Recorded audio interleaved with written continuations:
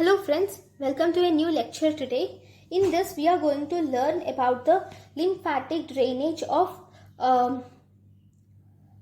the face. Okay, so let me draw the face again. I think this time it should be good.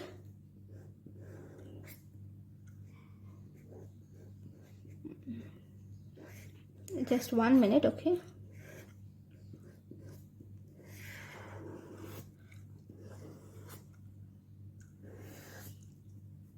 This is a saddle nose, but that's okay. Yep. Yeah. Here we have the eye. Okay. Now this is okay.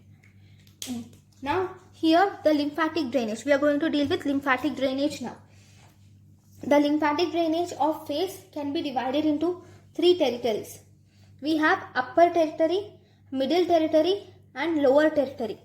Okay, I will just divide the three territories and then we will see what are the things present in it and then we will see this. Okay, this is the upper territory. This is the upper territory. This is the middle territory and this is the lower territory. Okay, the upper territory involves the greater part of the forehead. It involves the lateral eyelids, including the conjunctiva, parotid area and adjoining part of the cheek. It involves periauricular lymph nodes also. This is the ear. It involves periauricular lymph nodes and superficial parietal lymph nodes.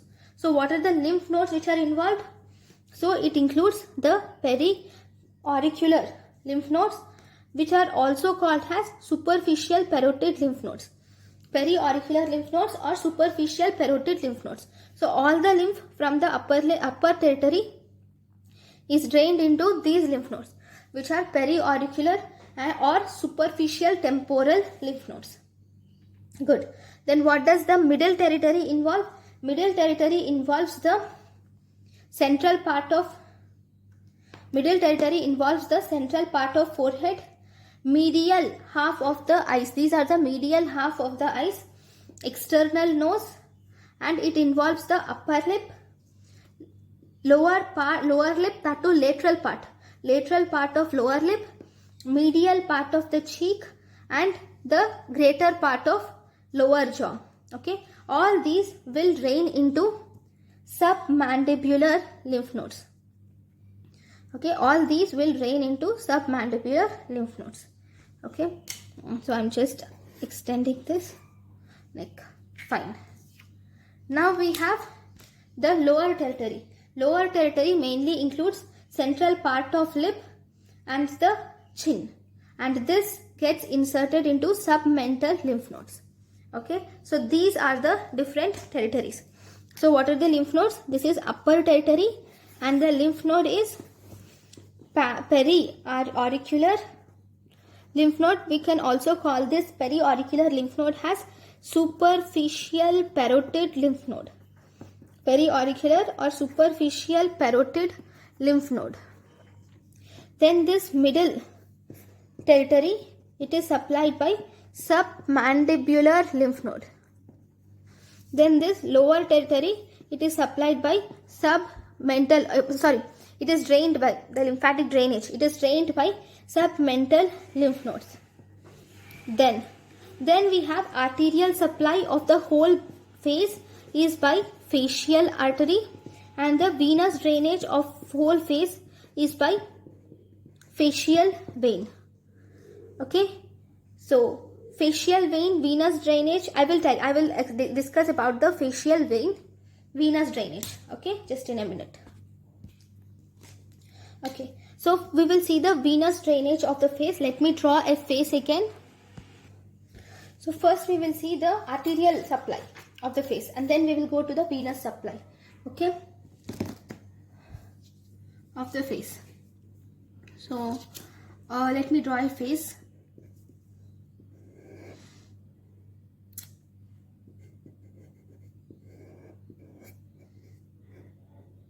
Just give me a minute, okay?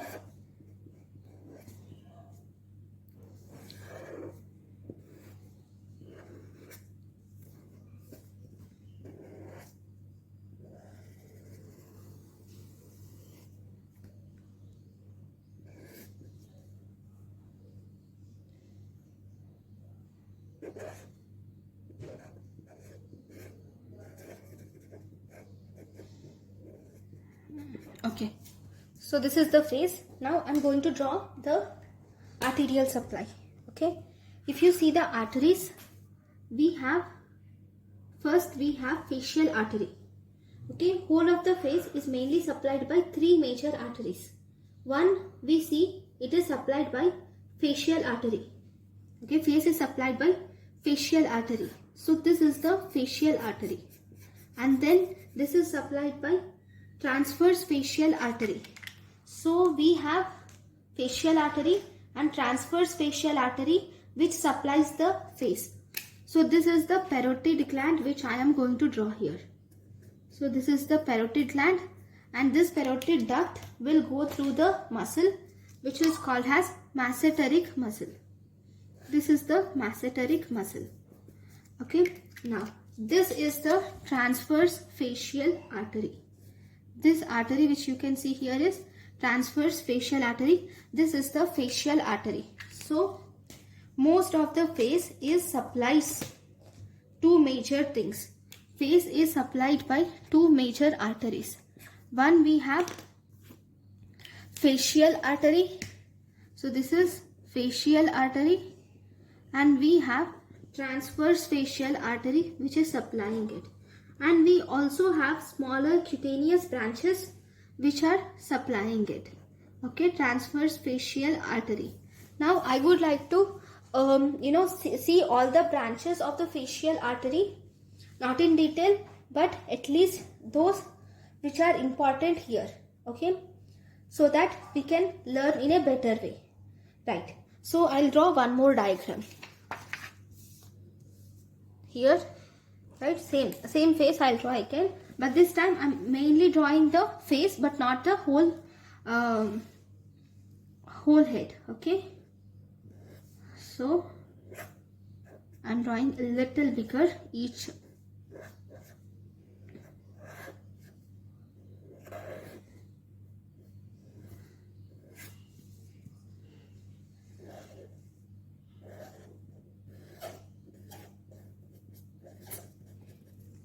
I'm sorry, this went wrong, but anyways this will be something like this. Okay, now this is the ear. Okay, this is a little bigger than the previous one. Now we have the facial artery which is coming like this. Okay, this facial artery, it arises from the external carotid artery, and then in the face this artery passes tortuously. Okay, and then it gives a branch. It passes upwards tortuously and forwards to a point where 1.25 centimeters lateral to the angle of angle of mouth. It passes tortuously upwards and 1.25 centimeters lateral to the angle of mouth, and then it ascends along the side of the nose. This is nose. It ascends along the side of the nose to the medial angle of eye. It goes to the medial angle of eye. From side of the nose, it goes to the medial angle of eye. Now, in the medial angle of eye, it anastomoses with a artery which is dorsal branch of ophthalmic artery. It anastomoses with dorsal branch of ophthalmic artery, and the terminal part of this facial artery is called as angular artery. So if you see, the branches are, we will see the important branches which are supplying the face. We have the inferior labial artery supplying the lower lip, superior labial artery which is supplying the upper lip. Then we have lateral nasal artery. This is the nose. We have the lateral nasal artery which is supplying the nose, and this terminal portion is called as angular artery. It also gives some muscular branches also. Okay, so these are the branches of the facial artery. Then this is I'm not going to deal with transverse facial artery here because we don't have any branches of transverse facial artery which we have to learn. Okay, so these are the facial artery branches. I would like to name them. See, this is the facial artery, which is external carotid artery gives facial artery, and this distance is 1.25 centimeters. Laterally, it passes upwards. It gives inferior labial artery to lower lip. It supplies to lower lip. Then it gives superior labial artery, and it gives a branch to upper lip. Okay, it also gives lateral nasal artery, okay, which supplies to the nose, and we have angular artery, and finally it anastomoses with this one. This is dorsal nasal branch of ophthalmic artery. It anastomoses with dorsal nasal branch of ophthalmic artery at the end, right? So these are the branches of facial artery, right? It also gives some muscular unnamed branches also. Fine. Along with that, as I have said, there are some cutaneous branches also. If you see, along with these branches, we also have some cutaneous arteries which supply the face. Okay, so I will also name them also. Okay, let me draw the face again.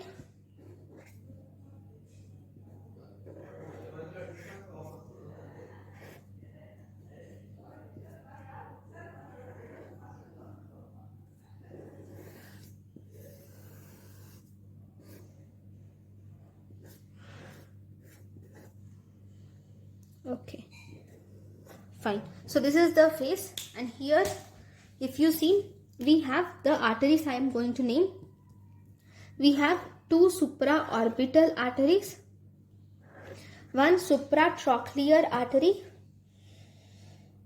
then I have told you dorsal nasal branch of ophthalmic artery, which anastomoses with the angular artery of the facial artery. Okay, next this is the lower nasal branch of facial artery, lower labial branch of facial artery.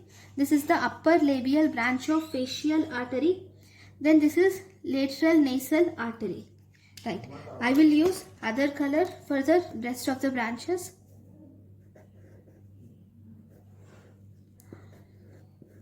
Right, then we have zygomatico-temporal branch, zygomatico-facial, and inferior orbital branch. There is external nasal artery, then we have buccal artery, and we have mental artery. Okay, so these are the cutaneous branches. And also we should not forget, we have this transverse facial artery also. So this is the buccal artery which I will draw here, right? This is the parotid gland. Okay, right, let me label it so that you will have an idea. Okay, this is the facial artery branches. I am not labeling it. So this is supratrochlear artery, then we have supraorbital arteries. We have two supraorbital arteries. Okay, then we have dorsal nasal branch of ophthalmic artery, which is anastomosing with the facial artery. Then we have external nasal artery. This is mental artery. Okay, this is buccal artery. And then what is this artery? This is zygomatico temporal artery. This is zygomaticofacial artery. This is infraorbital artery. Okay, then we have one more last artery which I left here. This is the palpebral branch of lacrimal artery. This is palpebral branch of lacrimal artery. Okay, so these are the different branches of the supplying the face. So one important correlation, clinical correlation, is the pulsations of the facial artery can be felt at two sites. Because we are dealing with the arterial supply, we have pulsations of the facial artery which are felt at base of mandible close to the antero-inferior angle of masseter.